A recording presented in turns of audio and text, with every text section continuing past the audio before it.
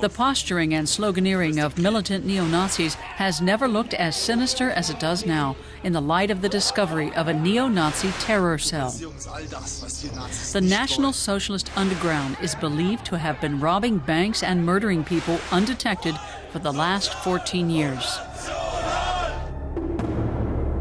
Their trail of destruction came to an end earlier this month. Following a botched bank robbery, police traced two members of the gang, Uwe Mundlos and Uwe Bernhard, to a mobile home which they'd set on fire before shooting themselves.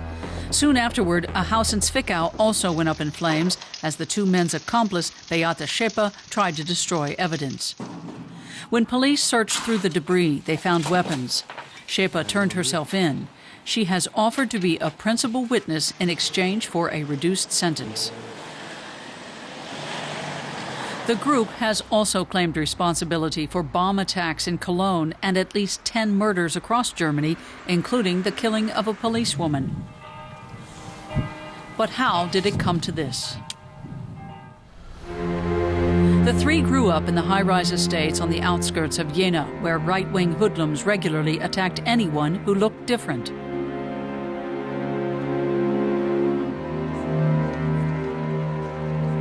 In the center of town, young left-wingers gathered around the pastor Lothar König.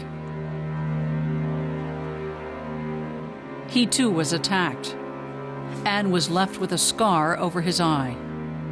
He feels that many mistakes have been made.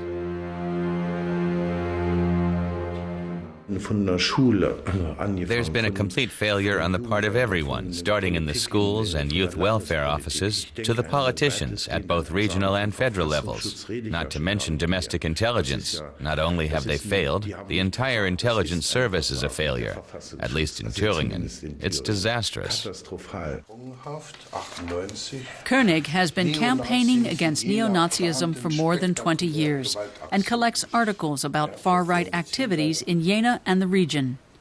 His somewhat unconventional parish house serves as a local center of resistance and a safe haven for left-wing activists in Jena. They were badly harassed. Some of them actually feared for their lives. We collected evidence. You wouldn't believe how hard we've tried to go public with what's been going on. But reaction was muted. The 1990s saw the far-right scene in Jena and the surrounding region grow increasingly radical. A series of small militant cells emerged and led to the founding of a group calling themselves the Thüringen Homeland Defense. It served as a hub for the local neo-Nazi scene. Its members included Uwe Bernhard, Uwe Mundlos, and Beate Schäper. They became ever more extreme and began planting bombs.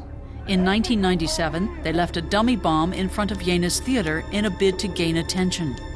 A year later, investigators searched a garage rented by Schäper and found weapons, pipe bombs, and 1.4 kilograms of TNT. The gang was questioned, but for reasons still unknown, were let go. That's when they went underground. Basically, their activities were rooted in Nazi ideology and the principle that there needs to be resistance to democracy and the alienation of German society. That means this resistance needs to be carried out by cells in order to remain below the state's radar. To insiders, it's called leaderless resistance. The mode of operation we see here is a well-known terrorist strategy. It's believed that during their years underground, they began murdering immigrants. Their first victim, a Turkish man, murdered in September 2000. But there was no claim of responsibility.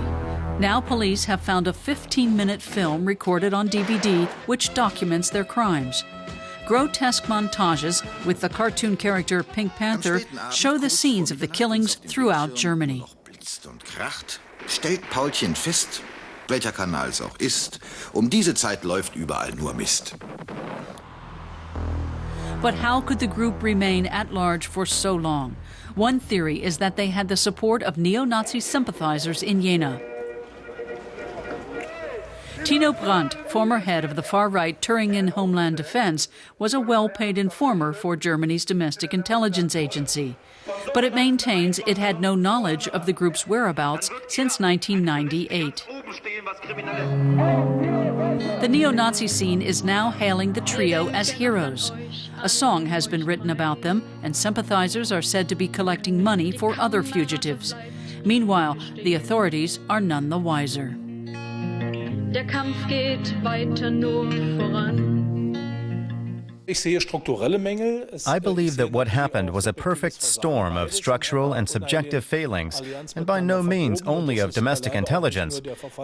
But there needs to be an investigation into all the departments involved. The police need to be investigated, and public prosecutors need to be investigated. The far-right threat has long been underestimated in Germany, even though journalists who've been observing the scene say that 138 people have been killed by right-wing militants since German reunification. With the information that's now come to light, politicians are finally taking notice.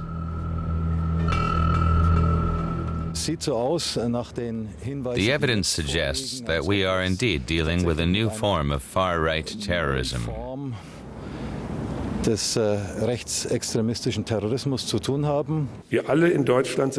Here in Germany, everyone must play their part in preventing such attacks. In this country, we need a zero-tolerance attitude towards hatred, which is the foundation for violence. President Christian Wolff plans to invite the relatives of the victims of neo-Nazi violence to the official residence. Pressure is now on the authorities to find out how the group went undetected for so long.